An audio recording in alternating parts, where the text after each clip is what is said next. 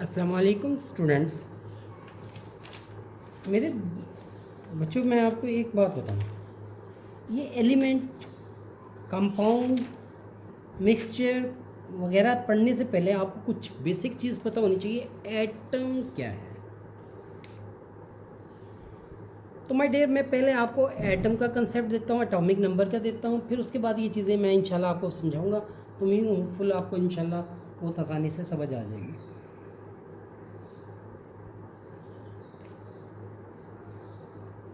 तो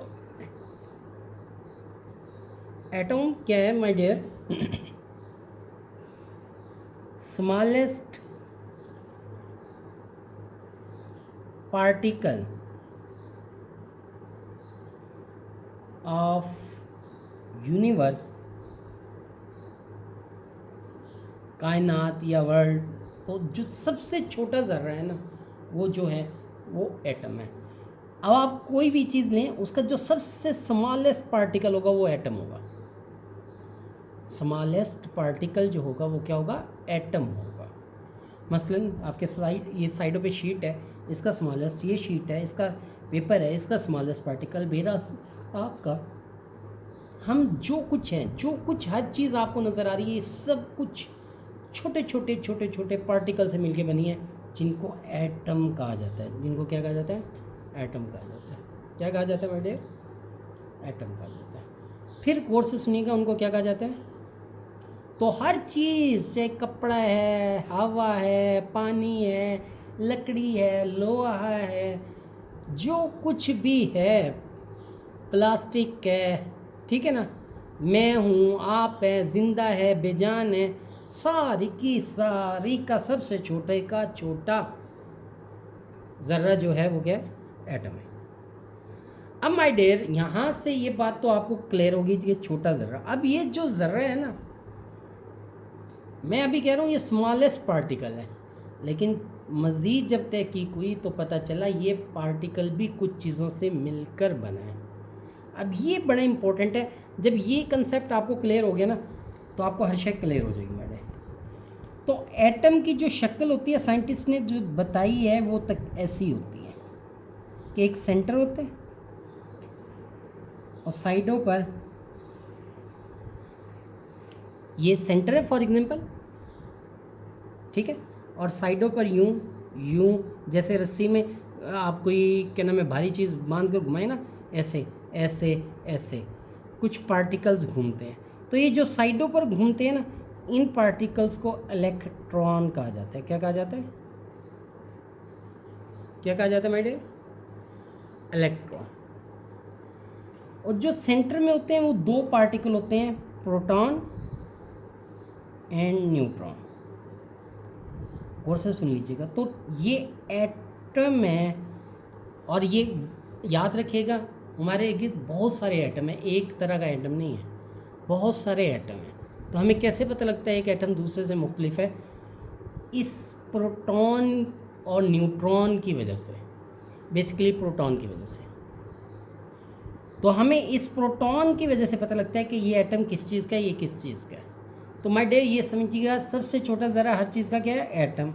एटम किससे मिलके बने?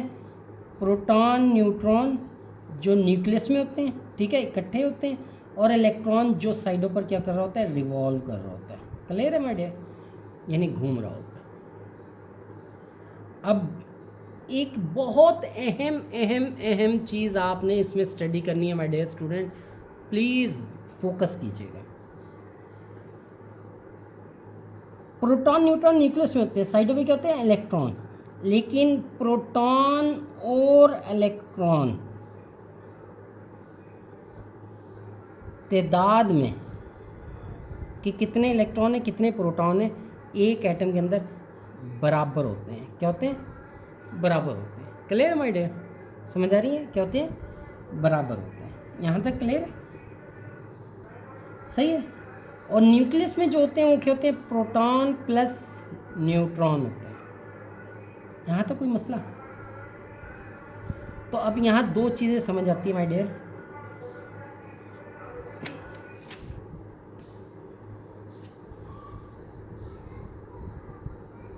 क्या नंबर ऑफ प्रोटॉन, मैंने कहा था अगर एक प्रोटॉन हो कुछ और होगा, 2 प्रोटॉन होंगे तो ये एटम किसी और चीज़ का होगा, 3 प्रोटॉन होंगे तो ये एटम किसी और चीज़ का होगा, 4 प्रोटॉन होंगे तो ये एटम किसी और चीज़ का होगा। तो कितने प्रोटॉन हैं, नंबर ऑफ प्रोटॉन को हम एटॉमिक नंबर कहते हैं। क्या कहते हैं?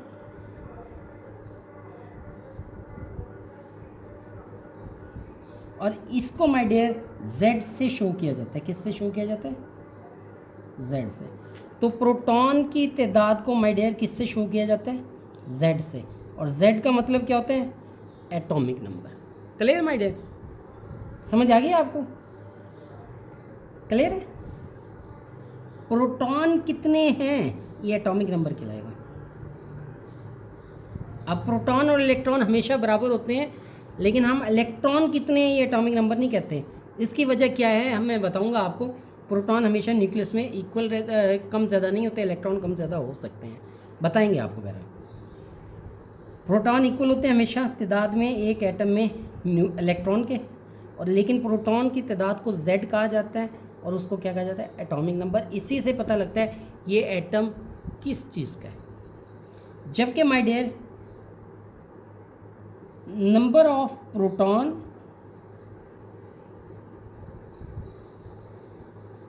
प्लस नंबर ऑफ न्यूट्रॉन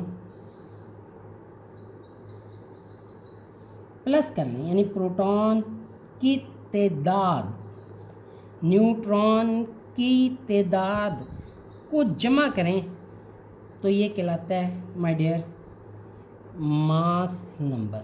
क्या कहलाता है? मास नंबर भी कहते हैं या atomic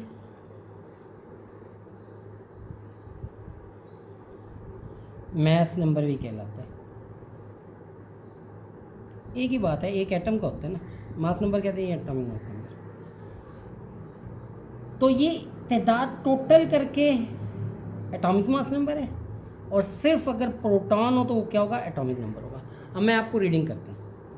the atomic number of an element, एक एलिमेंट का। अब ये एलिमेंट क्या है मैंने कहा था एटम के बाद आपको समझाऊंगा। एलिमेंट का पता चलता है किससे? प्रोटॉन से। तो एक एलिमेंट के जो प्रोटॉन हैं प्रेजेंट इन द न्यूक्लियस, जो न्यूक्लियस में होते हैं, तो नंबर ऑफ प्रोटॉन जो न्यूक्लियस में मौजूद होते हैं किसी भी एटम के, वो क्या कहलाता है? एटॉमिक नंबर कहलाता है। इसको Z से डोनेट करते हैं। क्लियर है माय डियर स्टूडेंट? ये आपको क्लियर हो गया? क्लियर है? ठीक है, यहाँ तो कोई मसला? क्लियर? अब गौर से सुनिएगा, मैं आपको सारी तफसील से समझाता हूँ। मास नंबर क्या चीज़ है? Sum of proton and neutron present in nucleus is called mass number. तो प्रोटॉन Z से डोनेट करते हैं, न्यूट्रॉन को N से डोनेट करते हैं, और इन दोनों को इकट्ठा कर दें तो इसको जो शो किया जाता है वो A से शो किया जाता है। किससे किया जाता है? A से। प्रोटॉन की तादाद क्या होती है? Z। न्यूट्रॉन की तादाद स्मॉल n, तो ये क्या होगा? A होगा, एटॉमिक मास नंबर। क्लियर है यहाँ तक? Any question my dear? Atomic mass number क्या होगा? A होगा। Have you any question? ये क्लियर हो गया आपको? एटॉमिक नंबर और एटॉमिक मास नंबर क्या होता है? मैं इस टॉपिक को बहुत तफसील से इंशाल्लाह समझाऊंगा आपको। अब इसके बाद आप इस काबिल होंगे कि एलिमेंट को समझें। किसको समझें? एलिमेंट को समझें। अब मैं आपको एलिमेंट समझाता हूँ, ठीक है माय डियर? ज़रा प्लीज़ देखिएगा।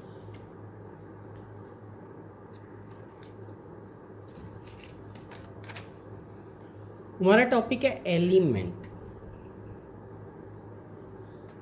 सही है?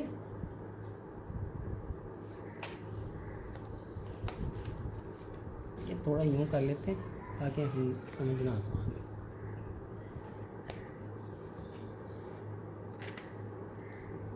इन early age only 9 element were discovered, सिर्फ 9 थे। कौन से थे? ये ऑब्जेक्टिव हो सकता है, ये प्लीज़ आप मेमोराइज कर लें। कार्बन है, गोल्ड है, सिल्वर है, टिन है, मर्करी है, लेड है, कॉपर है, आयरन है एंड सल्फर है। फिर थोड़ी सी प्रैक्टिस बढ़ी, ये समझा जाता था कि एलिमेंट्स ऐसी चीज़ें हैं जिनको तोड़ा नहीं जा सकता मज़ीद छोटी चीज़ों में, छोटे पार्टिकल्स में, किसी केमिकल प्रोसेस के ज़रिए। ठीक है, जब 19th सेंचुरी आई तो 63 एलिमेंट आ गए। किस तरह आ गए? अब यहाँ से क्लियर होना, बात समझना शुरू करें कि my dear student,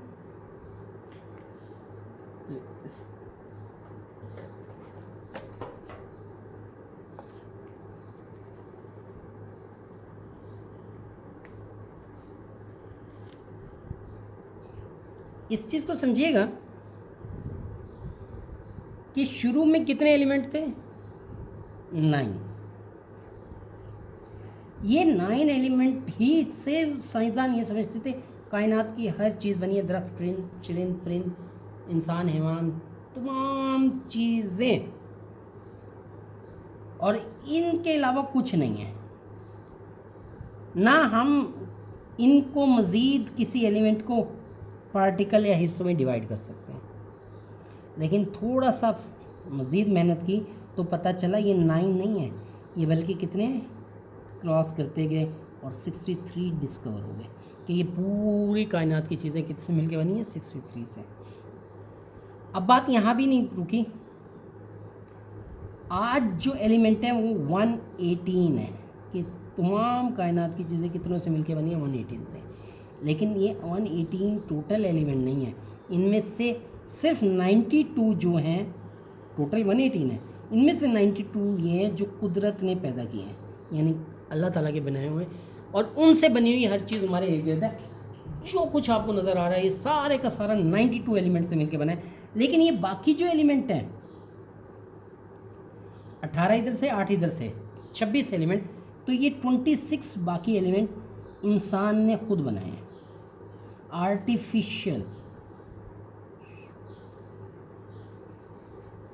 artificially design किए गए। क्लियर है मेरे? तो अब बात आ जाती है एलिमेंट क्या है। अब एलिमेंट की डेफिनेशन माय डियर आप पढ़ेंगे ना, आपको समझ आ जाएगा कि मैंने एटॉमिक नंबर क्यों पहले पढ़ाया। एलिमेंट इज दैट सब्सटेंस, वो सब्सटेंस है made up of same type of atom having same atomic number. तो एटॉमिक नंबर आपको पता है ना क्या होता है? गुड। एटॉमिक नंबर क्या होता है? जिसे Z से शो करते हैं, नंबर ऑफ प्रोटॉन को कहते हैं। तो मैंने कहा था जब एक एटम दूसरे एटम से फ़र्क तभी पता लगता है जब प्रोटॉन एक दूसरे के इक्वल ना हो। तो ये दो मुख्तलिफ एटम होंगे, अगर इसके प्रोटॉन इसके इक्वल हैं तो ये एटम भी एक जैसे होंगे। समझ आ रही है मेरे बेटे? क्लियर? जब प्रोटॉन डिफरेंट हो जाए तो एटम भी डिफरेंट हो जाते हैं, प्रोटॉन एक जैसे हो जाए तो एटम भी एक जैसे होते हैं। अब जब एक जैसे एटम इकट्ठे हो जाएं कि ये सारे एक जैसे एटम हैं, तो सब में प्रोटॉन एक जैसे होगा, सबका एटॉमिक नंबर, प्रोटॉन एक जैसे, तो प्रोटॉन की तादाद क्या कहलाती है? Atomic number. तो प्रोटॉन की तादाद सब में बराबर बराबर है, सब में एटॉमिक नंबर बराबर बराबर है, तो ये सारे एटम इकट्ठे क्या कहलाएंगे? एलिमेंट कहलाएंगे। मैंने कहा था हर चीज़ किससे मिलके बनी है? एटम से मिलके बनी है। अब ये एक ऐसा एलिमेंट है जिसमें तमाम एटम्स, छोटे छोटे जो ज़र्रे हैं, उन सब के प्रोटॉन की तादाद क्या है? बराबर है। ये दूसरा एलिमेंट है जिसमें प्रोटॉन की तादाद बराबर है, लेकिन इसके प्रोटॉन और इसके प्रोटॉन में फ़र्क है। इसके 12 हैं तो फॉर एग्जांपल इसके 13 होंगे, इसके 2 हैं तो इसके 4 होंगे। फिर ये तीसरा है। इस तरह करते करते करते करते हमारे पास टोटल एलिमेंट कितने आ गए माय डियर? 118 आ गए, यानी 118 किस्म के हमारे पास एटम्स मौजूद हैं। 118 किस्म के एटम्स मौजूद हैं, और वो इकट्ठे हों तो वो क्या कहलाते हैं, एलिमेंट कहलाते हैं। तो एलिमेंट की डेफिनेशन पढ़ता हूँ। सबस्टेंस ऐसी चीज़ है जिसमें सेम टाइप के एटम सेम हो, हैविंग एटॉमिक नंबर, उनका एटॉमिक नंबर भी same, and can not be decompose into simple, और इसके एटम्स को आप इसे तोड़े भी सही तो क्या होगा, 4 प्रोटॉन 4 एटम इधर हो जाएंगे, 4 इधर हो जाएंगे। एलिमेंट तो वही का वही रहेगा ना, किलो के बजाय आधा किलो हो जाएगा, आधा किलो के बजाय पाइया पाव पाव हो जाएगा, पाव के बजाय क्या हो जाएगा माय डियर, आध पाव हो जाएगा, और इस तरह छोटे करते चले जाओ, लेकिन एटम में चेंज नहीं ला सकता। क्लियर, यहाँ तक clear. That's the element. Element क्या होता है, जब ऐसे प्रोटॉन एटम्स इकट्ठे हो जाए जिन सब का प्रोटॉन की तादाद या एटॉमिक नंबर एक जैसा हो तो वो एलिमेंट होता है।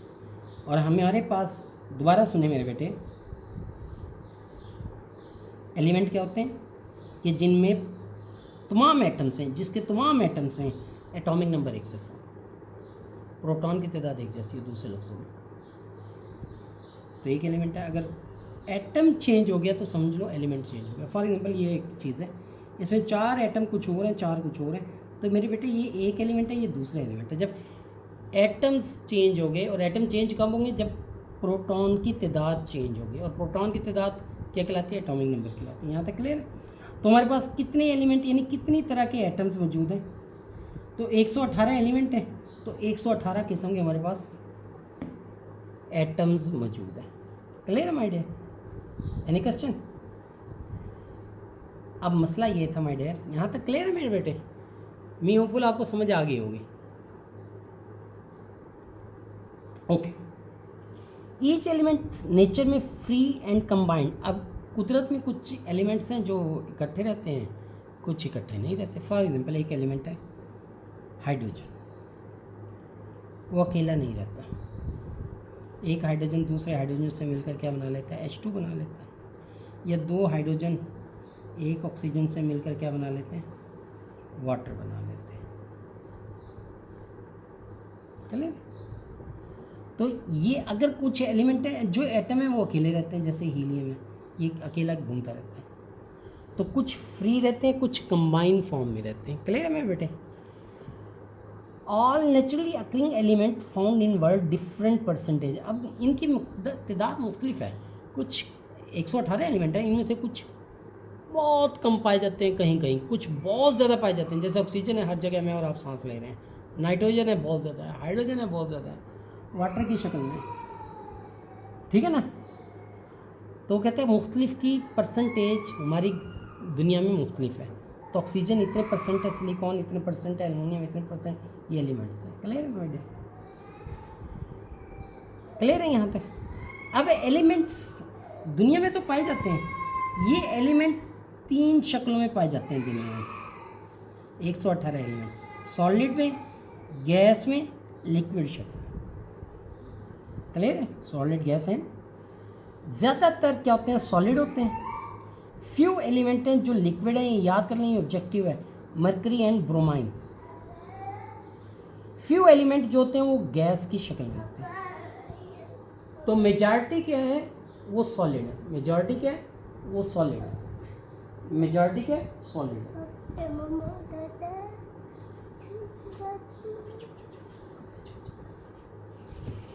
यहाँ बैठ के चलते हैं।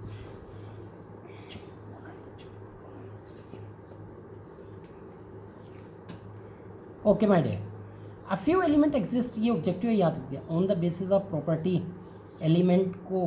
अब ये इन 3 शक्लों में पाए जाते हैं, लेकिन इनकी प्रॉपर्टीज़ की वजह से हमने इनकी ग्रुपिंग की है, एलिमेंट्स की ग्रुपिंग की है। यूँ कुछ को क्या कह दिया माय डियर स्टूडेंट, मेटल्स कहा, कुछ को नॉन मेटल्स कहा, और कुछ को मेटलॉइड्स कहा। क्या कहा, मेटलॉइड का। 80% एलिमेंट मेटल्स हैं, ये ऑब्जेक्टिव है, प्लीज़ मेमोराइज कर लें। Clear my dear? मैं होपफुल आपको ये बहुत अच्छी तरह समझ आ रहा था।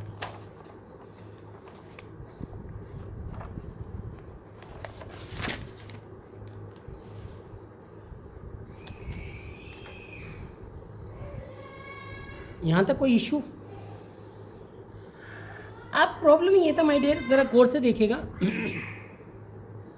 ये 118 एलिमेंट है, इनकी ग्रुपिंग भी करनी हमने metalloid, non metal and metalloids और मेटल्स में। ये 3 शक्लों में पाए जाते हैं, सॉलिड, गैसेस एंड लिक्विड की शक्ल में, ये भी हमें पता लग गया। लेकिन 118 एलिमेंट्स का मतलब है 118 एटम्स हैं मुख्तलिफ़ किस्म के।